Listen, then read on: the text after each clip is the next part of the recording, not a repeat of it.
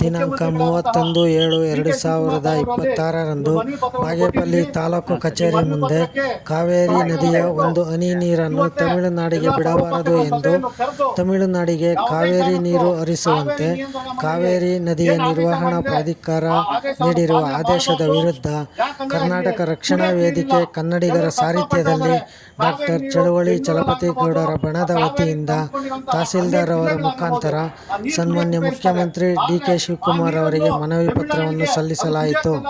ಈ ಸಂದರ್ಭದಲ್ಲಿ ಕರ್ನಾಟಕ ರಕ್ಷಣಾ ವೇದಿಕೆ ಜಿಲ್ಲಾಧ್ಯಕ್ಷರಾದ ಬಾಬು ಜಾನ್ ರವರು ಕರ್ನಾಟಕ ಸರ್ಕಾರ ಒಂದು ಹನಿ ನೀರನ್ನು ತಮಿಳುನಾಡಿಗೆ ಬಿಡಬಾರದು, ಬಿಟ್ಟರೆ ಎಲ್ಲ ಕನ್ನಡಪರ ಸಂಘಟನೆಗಳು ಒಗ್ಗೂಡಿ ಉಗ್ರ ಹೋರಾಟ ಮಾಡುವುದಾಗಿ ತಿಳಿಸಿದರು.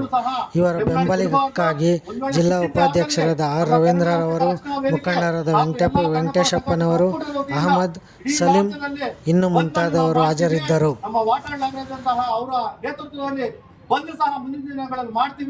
ಉಗ್ರ ಹೋರಾಟ ಮಾಡ್ತೀವಿ ಅಂತ ಸರ್ಕಾರಕ್ಕೆ ಎಚ್ಚರಿಕೆ ಕೊಟ್ಟು ಇವತ್ತು ಸಾಂಕೇತಿಕ ಪ್ರತಿಭಟನೆ ಮಾಡ್ತಾ ಇದ್ದೀವಿ ಬಂಧುಗಳೇ.